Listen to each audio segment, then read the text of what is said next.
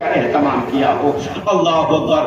حضور اکرم صلی اللہ تعالیٰ علیہ وسلم کے انداز کو، گفتار کو، کردار کو، ہر ایک انداز کو، یہاں تک کہ حضرت عائشہ فرماتی ہیں حضرت فاطمہ الزہرا کے بات کرنے کا طریقہ جتنی مماثلت فاطمہ الزہرا کا حضور سے تھا، میں نے حضور کی بیٹیوں میں یا ان کے تمام اہل بیت اطہار میں جتنی مماثلت فاطمہ سے پائی ہے کسی اور سے نہیں پائی ہے۔ جب وہ مسکراتی تھی تو ایسا محسوس ہوتا جیسے رسول اللہ مسکرا رہے ہوں، جب بات کرتی تو ان کے بات کرنے کا انداز ایسا تھا جیسے رسول اللہ بات کر رہے ہو۔ الحمدللہ حضرت فاطمہ الزہرا رضی اللہ تعالی عنہ وہ شخصیت ہے کہ آپ جب عبادت کرنا شروع کر دیتی ہیں تو عبادت اتنی طویل ہو جاتی ہے۔ بعض روایتوں میں یہ آتا ہے حضرت کہ آپ عبادت میں جاتی ہے، پہلی رکعت اور پہلا سجدہ جب کرتی ہیں تو اتنا طویل سجدہ ہوتا تھا کہ دوسرا سجدہ کرتے کرتے صبح ہو جاتی تھی۔ اللہ اکبر۔ اتنی بڑی عابدہ، اتنی بڑی زاہدہ، اتنی پارسا، اتنی متقی کہ حضرت عائشہ فرماتی ہیں کہ اکثر ان کے روم سے رونے کی آواز آیا کرتی تھی۔ ایک بار کا واقعہ ہے، بتاتی ہیں کہ ایک بار سسکنے کی آواز آ رہی تھی، رونے کی آواز آ رہی تھی، تو میں نے سوچا کہ ہو سکتا ہے کوئی حادثہ پیش آیا ہو۔ دوڑ کر میں قریب گئی تو میں نے آواز سنا۔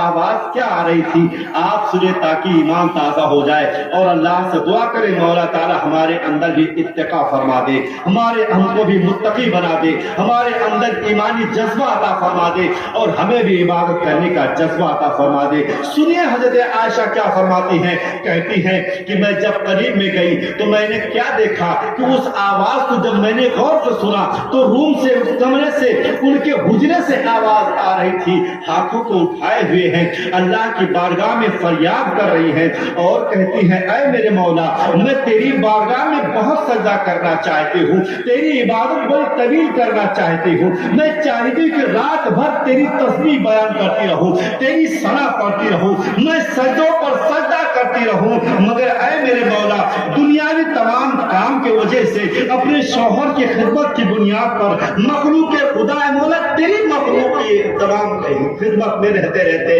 اتنا وقت میسر نہیں ہوتا ہے کہ میں دن میں بھی تیری عبادت کروں، مگر اے میرے مولا رات کی تاریکی میں جب میں عبادت کرتی ہوں تو رات چھوٹی پڑ جاتی ہے، یا اللہ مجھے ایسی رات عطا فرما جس میں اپنا جی کھول کر میں تیری عبادت و ریاضت کر سکوں۔ یہ راہ بکرا آیا کرتی تھی حضرت فاطمہ الزہرا، رو رو کر یہ دعائیں کیا کرتی تھی، اور ایک بار نہیں دو بار نہیں، روایتوں میں آتا ہے حضرت فاطمہ الزہرا رضی اللہ تعالی عنہا کی عبادت اتنی طویل ہوا کرتی تھی، ایک بار نہیں بلکہ کئی بار کا مشاہدہ ہے کہ ایک بار جب سجدے میں سر رکھا تو دوسرا سجدہ کرتے کرتے ادھر اذان کی آواز آنے لگتی تھی۔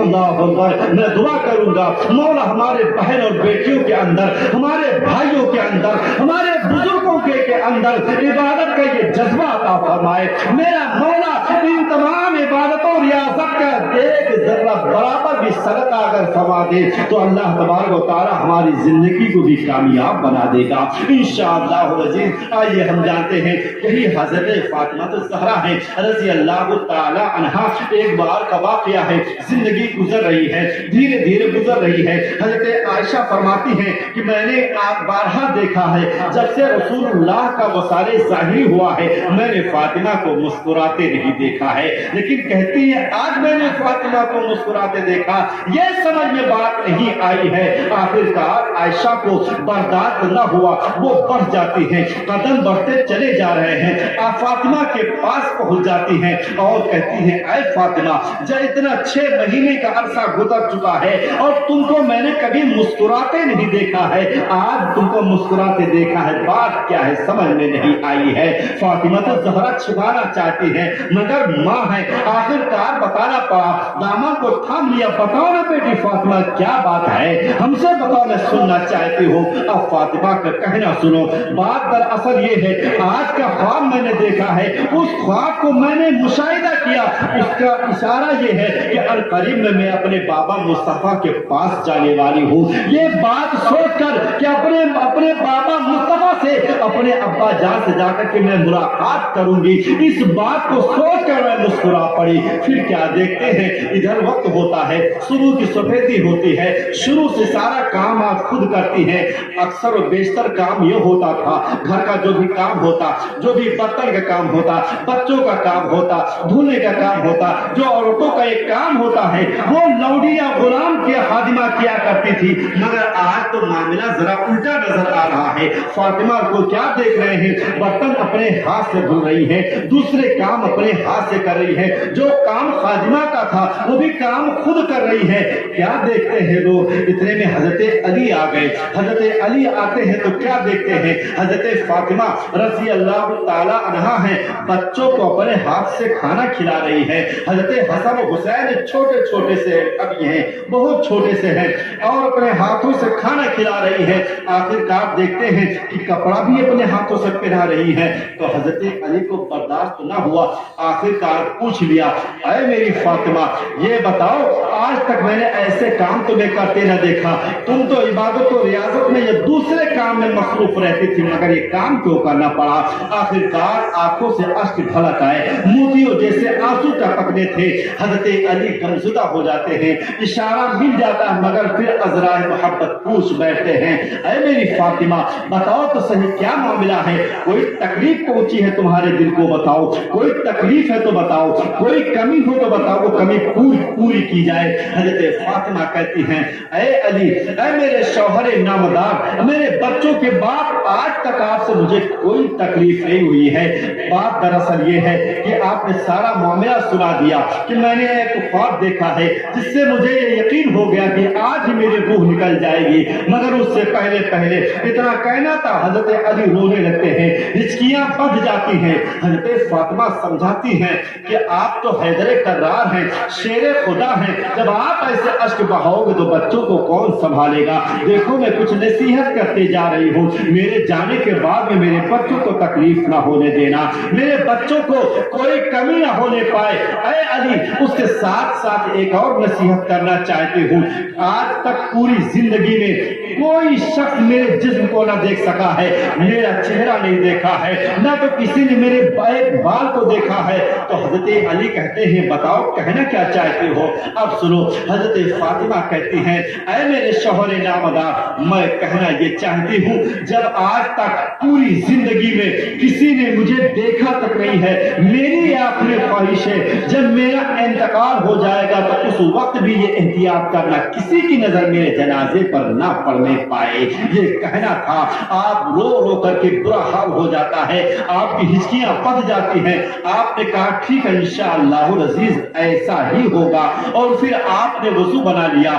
وضو بنانے کے بعد میں غسل بھی کیا، وضو بھی بنایا، تیار ہو گئی، آپ نے کپڑا پہن لیا، عبادت میں مشغول ہو گئی، عورتوں کو بلایا اور کہا سنو، ہر عورت جو ہوتی ہے انتقال کے بعد اس کو غسل دیا جاتا ہے، اس کا غسل ٹوٹ جاتا ہے، لیکن سنو میرے ساتھ ایسا نہیں ہوگا، میں نے غسل پہلے سے کر لیا ہے، میں باوضو ہوں، مجھے غسل مت دینا، سب سے کہہ دینا میں جس کپڑے میں ہوں اسی کپڑے میں مجھے تجہیز و تکفین کر کے قبرستان میں مجھے دفن کر دیں گے۔ یہ کہہ کر کے آپ نے تمام انتظام کر لیا اور عبادت کے لیے آپ اپنے حجرے میں بند ہو جاتی ہیں۔ اس کے بعد کیا ہوا؟ بعد میں دیکھا تو آپ کی روح جو ہے سجدے میں ہی پرواز کر جاتی ہے۔ اللہ اکبر، اس طرح سے آپ کی روح نکل جاتی ہے۔ ان کو پتا بھی ہو گیا، عبادت کے انداز میں بھی ہیں، آپ باوضو بھی ہیں، اور آپ نے نصیحتیں فرما دی ہیں۔ اسی تعلق سے اللہ تعالیٰ نے قرآن میں ارشاد فرمایا، الا ان اولیاء اللہ لا خوف علیہم ولا هم يحزنون، بے شک جو اللہ کے ولی ہیں، جہاں نہ انہیں کوئی غم ہے، نہ انہیں کوئی فکر ہے، نہ انہیں کوئی حزن و ملال ہے، اور اسی وجہ سے لوگ موت کا نام رو دیا کرتے ہیں، موت کا نام سنتے ہی ان کے आंसू निकल आते हैं, जिसमें कप कपी तारी हो जाती है, मगर मौत का नाम जब से फातिमा ने सुना है उनके होठों पे मुस्कुराहट खिल रही है, बाप से मिलने की तलब लगी है, रब्बे कायनात की बारगाह में हाजिरी देने के लिए अपने इबादतों का जरखेज इलाका पेश करने के लिए बेताब नजर आ रही है। अल्लाह ताला हमारे अंदर भी इबादत का ये जज्बा अता फरमाए, हमारे अंदर भी ये सिला अता फरमाए, हमारे अंदर ये हौसला अता फरमाए, ताकि हम भी अल्लाह की बारगाह में रो रो कर गिड़गिड़ा करके इबादत और रियाजत किया करें और उसकी बारगाह में सजदा बसजूद होकर इबादत और रियाजत किया करें। आइए मैं बता